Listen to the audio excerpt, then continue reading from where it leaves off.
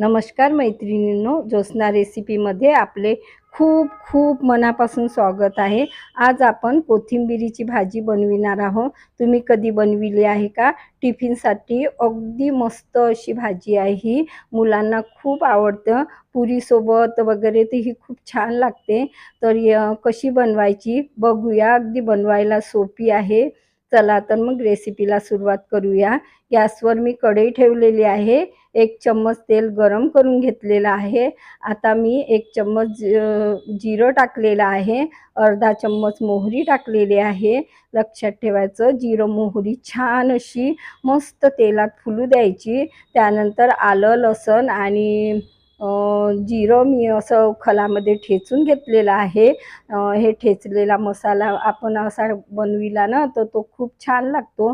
तेलामध्ये ना तर छान असं परतवून घ्यायचं आहे आणि शिजवून घ्यायचं आहे। बघा छान शिजलेलं आहे। 2 कांदे मी असे बारीक चिरून घेतलेले आहे। 1 मिरची म्हणजे 5-6 मिरच्या म्हणजे चिरून घेतलेल्या आहे बारीक। आता हे सर्व आपल्याला मिश्रण यामध्ये टाकून घ्यायचं आहे। छान परतवून घ्यायचं आहे, लालसर येईपर्यंत शिजवून घ्यायचं आहे।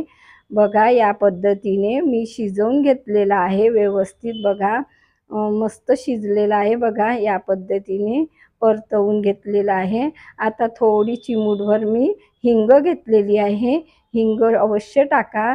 बघा या पद्धतीने परतवून घ्यायचं आहे। हिंग टाकल्यानंतर आता मी मसाले घेतलेले आहे। इथे ना सोप बारीक करून घेतलेली आहे भाजून मी। अर्धा चम्मच जिरे पावडर, अर्धा चम्मच धने पावडर, अर्धा चम्मच मी तिखट आणि अर्धा चम्मच हळद घेतलेली आहे। लक्षात ठेवायचं आहे आपण मिरच्या पण टाकलेल्या आहे। तर हे मसाले आता एकत्र टाकून घ्यायचे आहे। सोपनं भाजूनच बारीक करून टाकायची। खरंच सोपचा ना स्वाद खूप छान लागतो यामध्ये। आता मी चवीपुरतं मीठ टाकून घेतलेलं आहे आणि हे मसाले असे मिक्स करून घ्यायचे आणि त्यानंतर मी कोथिंबीरनं छान अशी धुवून तिला बारीक अशी चिरून घेतलेली आहे। आता कोथिंबीर या मसाल्यामध्ये अशी आपल्याला टाकून घ्यायची आहे। ही भाजी ना खूपच छान लागते बरं का।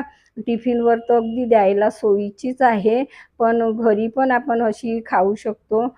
खूप छान बनते। बघा आता मी छान हे म्हणजे कोथिंबीर ही आता आपल्याला शिजवून घ्यायची आहे। खूप कच्ची पण नाही ठेवायची आहे। बघा या पद्धतीने मी छान हिला शिजवून घेतलेली आहे। बघा मस्त शिजलेली आहे।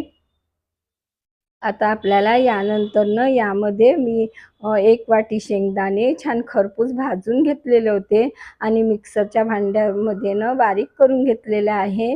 मी सालीसकटच म्हणजे शेंगदाणे बारीक केलेले आहे। खूप बारीकही नाही बघा, ओबडधोबड असं बारीक केलेलं आहे। आता मिश्रण मस्त 2-3 मिनिटापर्यंत मी शिजवून घेतलेलं आहे। चला तर मग आता आपण प्लेटमध्ये सर्व करूया। खूपच मस्त अशी ही रेसिपी आहे। तुम्ही बनवून बघा एकदा तरी। बघा या पद्धतीने मी मस्त अशी ही बनवून घेतलेली आहे। कशी वाटली तुम्हाला माझी पद्धत? नक्की ट्राय करा आणि कमेंट्स करून कळवा। पुन्हा भेटू नवीन व्हिडिओसोबत।